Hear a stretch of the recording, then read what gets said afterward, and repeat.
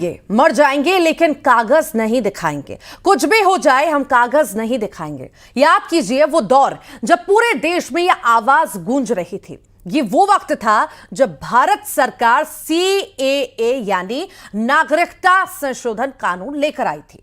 उस वक्त इस कानून का ऐसा दुष्प्रचार किया गया और इसे मुसलमानों के खिलाफ साजिश बताया।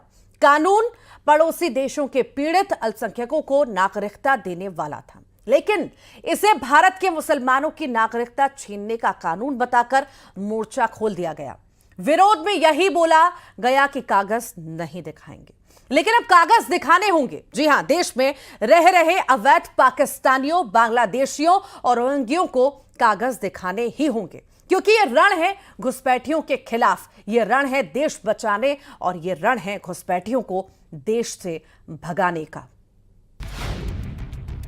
भारत कोई धर्मशाला नहीं है। दुनिया भर से आए रिफ्यूजियों को शरण क्यों दें?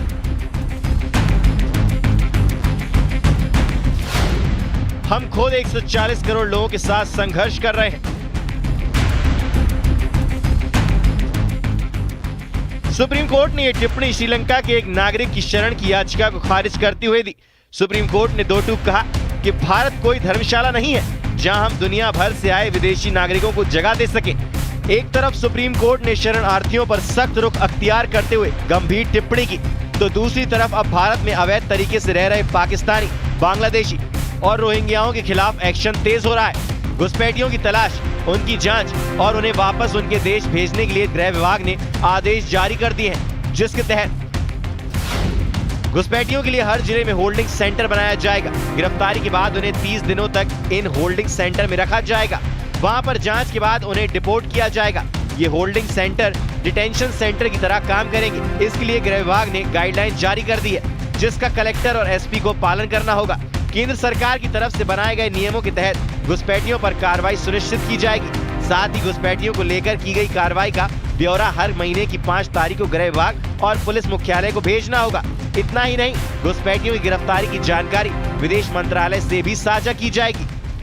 तो घुसपैठिए हैं, अवैध रूप से रह रहे हैं, बिना वैध डॉक्यूमेंट के रह रहे हैं, उन सब के खिलाफ लगातार कार्यवाही हो रही है। आने वाले समय में और उसको सुव्यवस्थित ढंग से चलाने का काम करेंगे। मध्य प्रदेश में भी गृह मंत्रालय के आदेश पर थाना स्तर पर हर बांग्लादेशी और म्यांमार के लोगों की जांच की जाएगी। बीजेपी विधायक रामेश्वर शर्मा के मुताबिक आंतरिक सुरक्षा के लिए दस्तावेज की जांच जरूरी है, इसलिए कागज तो दिखाने ही होंगे। बाहर के विदेशी लोग देश में आ जाएं और वो नकली और फर्जी डॉक्यूमेंट्स बनवा लें, उन डॉक्यूमेंट्स के आधार पर वो यहाँ के मूल नागरिक बन जाए, तो एक तो मूल नागरिकों का हक छीने, अधिकार छीने, उनको मिलने वाली सुविधाएं छीने, और बाद में जब कभी कोई घटना दुर्घटना घटित हो तो उस दुर्घटना में भारत के खिलाफ खड़े हो जाएं। इसलिए मैं समझता हूं भारत के गृह मंत्री जी ने, आदरणीय अमित शाह जी ने जो निर्देश दिए हैं कि लोग अपने अपने दस्तावेज दिखाएं, और दस्तावेज नहीं दिखाएं तो उनको भारत छोड़ना पड़ेगा। इधर उस कार्रवाई पर मुस्लिम पक्ष सवाल उठा रहा है। आरोप लगाए जा रहे हैं कि दस्तावेजों को हथियार बनाकर अल्पसंख्यकों को परेशान करने और देश से बाहर भगाने की साजिश रची जा रही है। कागज तो जब तक नहीं है तो पहुँचाया नहीं जाए उनको, वो तो यहीं रहेंगे।